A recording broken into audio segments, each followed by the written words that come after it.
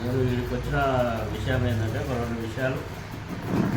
ఒకటి మన ఎస్సీలకు ఈ రిజర్వేషన్లో జరుగుతున్న అన్యాయం మీద మాట్లాడడానికి ఒకటి, అదేవిధంగా ఈ గ్రామంలో మన భూమి విషయంలో అగ్రకులాలు మనకు తర్వాత రెవెన్యూ అధికారులు చేస్తున్న అన్యాయం మీద దానికి మనం ఏం చేయాలి ఎట్లా చేయాలి అనేది మాట్లాడడానికి వచ్చారు.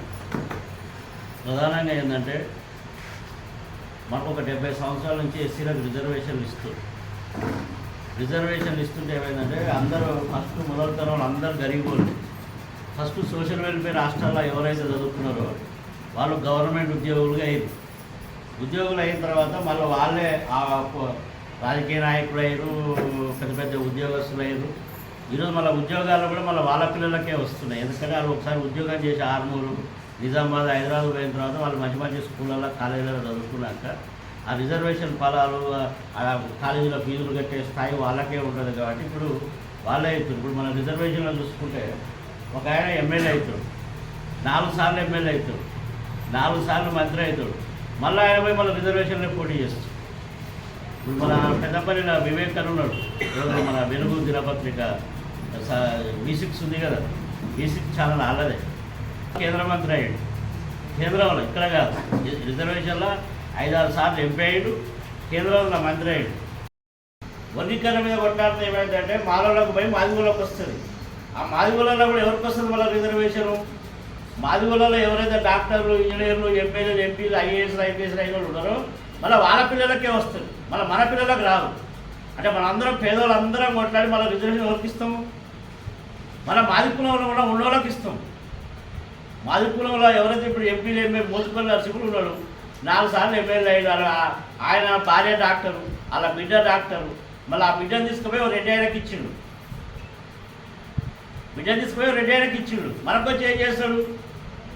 మళ్ళీ మన మాది యాక్సిడెంట్ ఎవరికి పోయింది? రెడ్డిలోకి పోయింది. ఇప్పుడు ఈయన 4 సార్లు 3 సార్లు మంత్రి అయ్యాడు, ఎమ్మెల్యే అయ్యాడు, మరి వాళ్ళ బిడ్డ డాక్టర్ అయింది రిజర్వేషన్లో. రిజర్వేషన్లు ఎవరైతే అనుభవించారో ఆ కుటుంబాలకు రిజర్వేషన్ ఇవ్వద్దు. వాళ్ళు మాలోడు కానీ మాదిగోడు కానీ అడవడం సరే. ఇదివరకు ఎవరైతే రిజర్వేషన్ ఫలాలు సుప్రీంకోర్టు తీర్పు వచ్చింది. గవాయ్ అని ఒక ఆయన ఈ క్రిమిలేయర్ అంటారు. అంటే రిజర్వేషన్ అనుభవించిన వాళ్ళకి రిజర్వేషన్ ఇవ్వాలి, అనుభవించిన వాళ్ళకి రిజర్వేషన్ ఇవ్వాలి. ప్రధానమంత్రిని అడిగిరు. మన దేశంలోనే ఎస్సీ ఎస్టీలు ఎంపీలు మనకి ఎప్పుడైనా సమస్య వస్తే వాళ్ళు పోయి అడిగిరా?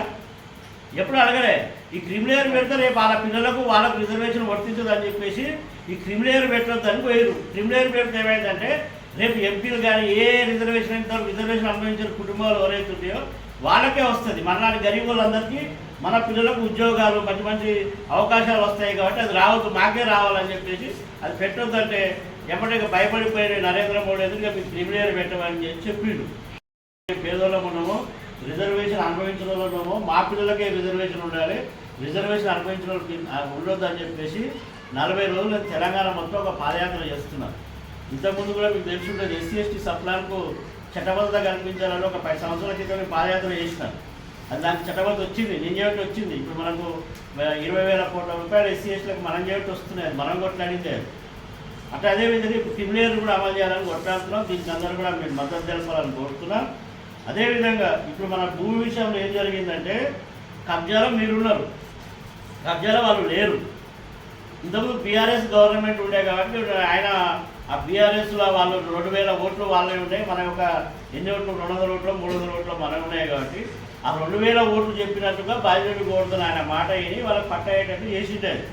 తర్వాత మీరు కోర్టుకు పోయినా కూడా చెల్లదని చెప్పినాక కూడా ఆ పట్టాలు వాళ్ళ దగ్గరనే పెట్టుకొని వాళ్ళ ధరణి వచ్చిన తర్వాత పాత కాగితాలు చూపించి చేయించుకున్నారు.